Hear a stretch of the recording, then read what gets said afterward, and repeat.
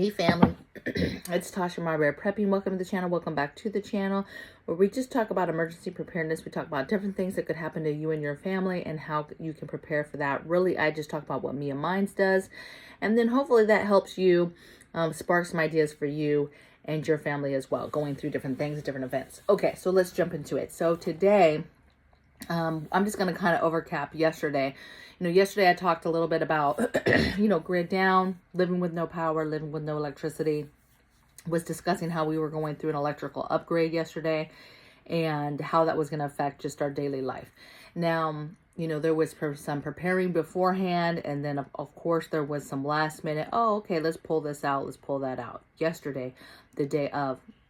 And what I will tell you is we're very, and you could even call this complacent, right? And just easygoing. But yesterday was it's definitely not what we were stressing about. We were stressing about, the actual project itself, getting that done, what things might arise, different things like that, right?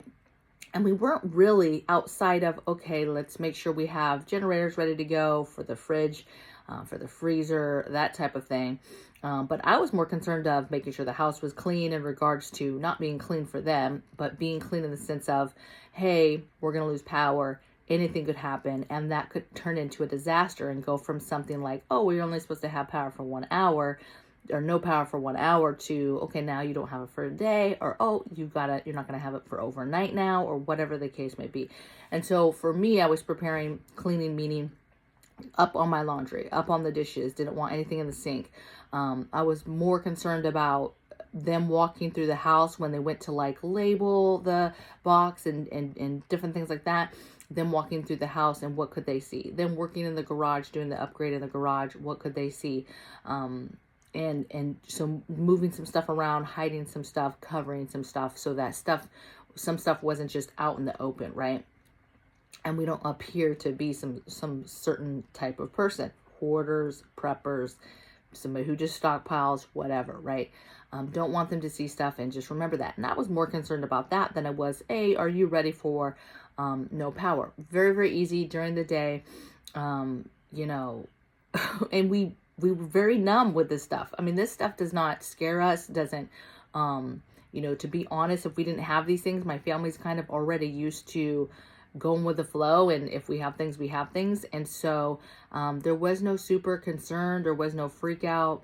We had the plan for the big generator, solar generator, to be used. We left our refrigerators closed, right? We didn't go in them for 3 hours, 4 hours, and then we turned on the EqualFlow. And we have the EqualFlow Delta. I did put a link in that in yesterday's video for anybody that was interested in that. But that's the one we have, and we plug our combo fridge into that and a chest freezer into that, both of them, and that charges those for 6 to 8 hours, right? Especially if you're still not opening them, right? Because the way those work, they're not running all the time. They just run and kick on when they actually start to feel like they're getting warmer, right? And so in theory, that generator really, really is a good generator. And then the plan for us was, if we go into a situation, we have another backup generator, and then we would just charge the one that's down. We would charge in the car, right, and get it charged back up, and then we would just alternate. But we would alternate with a generator, then closed, just nothing, and then generator, and then nothing, right? And just go through a period, a time frame of that, however long that lasted. Now, as far as other things, here, light wasn't really concerned. It was the middle of the day. I thought about the evening, and it was just a piece of cake, because here right now, specifically, it's light until 9 o'clock at night right now. So obviously we would be in the light until 9 o'clock at night. And then from there, maybe light a lantern and play some card games or do something if it went into the evening. But it didn't. We ended up having power back on in the afternoon. I think it was around, I want to say maybe 2 or 3, we had power back on. We hadn't pulled out anything out of the Faraday cage, like power banks, none of that stuff. Started pulling stuff out. Stuff was charged. you know, came across a couple new stuff that we had that wasn't charged, right? Stuff that was actually out that we use on a regular basis, hubby uses. And so those weren't charged. So then we plugged those into an extra machine we had that was slated for just charging basic electronics during the day. So basic USB items that need to be plugged in, tablets, phones, battery banks, that type of thing. And then in the evening, that one rolls over to the CPAP machine. But again, it was very, very, we almost, you know, didn't even care about this electricity thing. And maybe if it went overnight, but I just don't think so. The one thing that we pulled out, there was a couple things. One, we pulled out a lantern for the bathroom because the bathroom is pretty dark, but everywhere else, windows were just open, right? Curtains were open so you could see. So we pulled out a lantern for that, just a basic battery lantern. And then we had, and we actually had one already. I staged one in the bathroom, but I pulled out a bigger size one for the bathroom.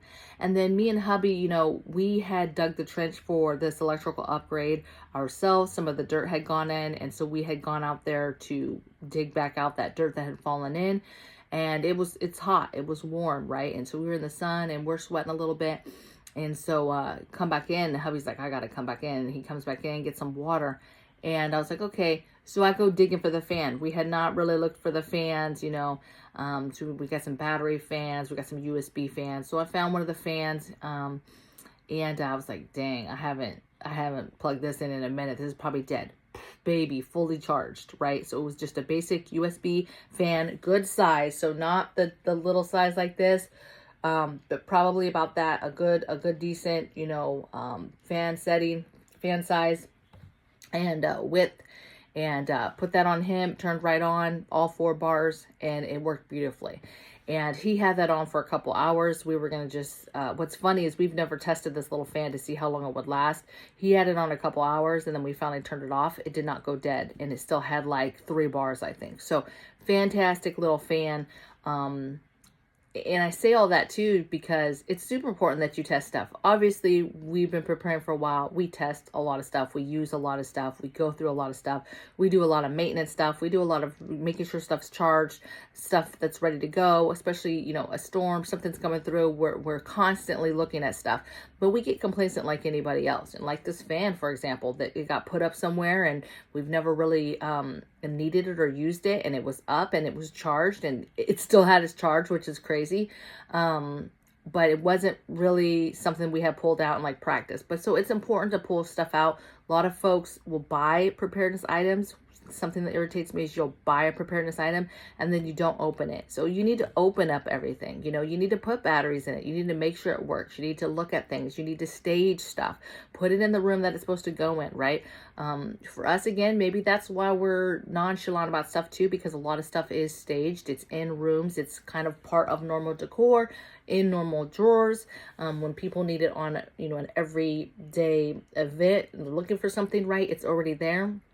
And so, because we don't make it such a big production, like, oh, the power's going out, therefore it isn't, right? And because we prepare, because we practice with our items, you know, it's not as bad. So it is a very, very important, if you haven't pulled stuff out in a while, anything that takes a battery and anything that takes a USB charge, just charge it up. Of course, making sure generators are charged. Of course, making sure that you have gas and other tri-fuel generators, right? Making sure that it works, doing the maintenance on that. All those things matter, okay? Because when you pull something out and you expect it to work and it doesn't, I'll give you an example. We have another generator. I won't say the name. It's not one of my favorites. And it's so much not a favorite that we didn't even verify that it was one. We don't keep it in the Faraday cage. It's one that stays out in general in this one room. And I thought it was plugged in. It wasn't plugged in and it didn't charge. And to be honest, I didn't care because I'm not a fan of this generator. I guess it's not my go-to generator. And so I have it, but that's what I mean by going through stuff, making sure stuff's working, ready to go. Because some events you don't know are going to happen, right? This we knew was going to happen. This was a scheduled event. We knew, again, maybe that's why we weren't freaking out. But stuff happens where you're not going to have any kind of warning. You're not. So the more you do maintenance, the more you go through stuff and do practice with your stuff, the easier it will be to use, the bigger chance that it's ready to go when you need it. And then that takes away that extra stress that comes along. You know, we pulled out MREs during the day. We just made that fun with the kids eating MREs. Again, seeing different things that come in MREs, how it tasted, how different it is, how to cook it again. Thought about, okay, we could go ahead and pull out some meat if we wanted to and barbecue. But again, we're opening up freezers and fridge for that. So we didn't do that. Again, have a lot of freeze dried, a lot of 2-man pack type stuff, so easily could have just boiled some water on the barbecuer and had those. It was just a very, very easy going day where nobody was really stressed. Later we ended up playing games. We're playing Uno, playing some gin rummy, and just relaxing. So it was to be honest, it was just like any other day, right?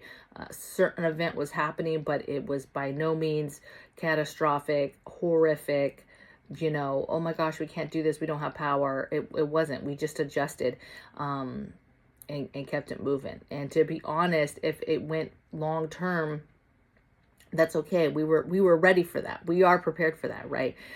We were prepared mentally that, okay, they say we're going to have it back on, but things could happen. What happens? And we had already expected that possibly in this situation, we weren't going to have power for overnight. Something goes left and then they're like, hey, we can't turn the power on because something happened that we need to correct, and we don't have time to do it all in this first day. So, but we're blessed. God is good. Everything worked out. Everything's done, and we're on to the next day. So I hope you guys are having a good week, doing the things, getting the things. I hope you're preparing. I hope you're thinking about the first. I hope you're constantly thinking, not constantly, but thinking about money, thinking about making sure you've secured some cash. Don't get caught with your pants down. Make sure that you're solidifying and filling those holes. You're looking at your organization, you're tightening that up, you're filling your inventory holes, different things you want. Anything can happen at any time, right? And there's a lot of things popping off. There's a lot of things happening that are kind of sketch and shady lately. And so, and they're red flags, to be honest. I'm actually going to talk about a red flag here on my channel on Patreon later today, and dive a little bit deeper in my opinion on these cell phones that were given to senators. But we'll see. So anyway, I hope you guys are well. I hope you guys are having a beautiful week. I hope things are going well for you and your family, and I'll see you guys on the next video. Take care. Bye.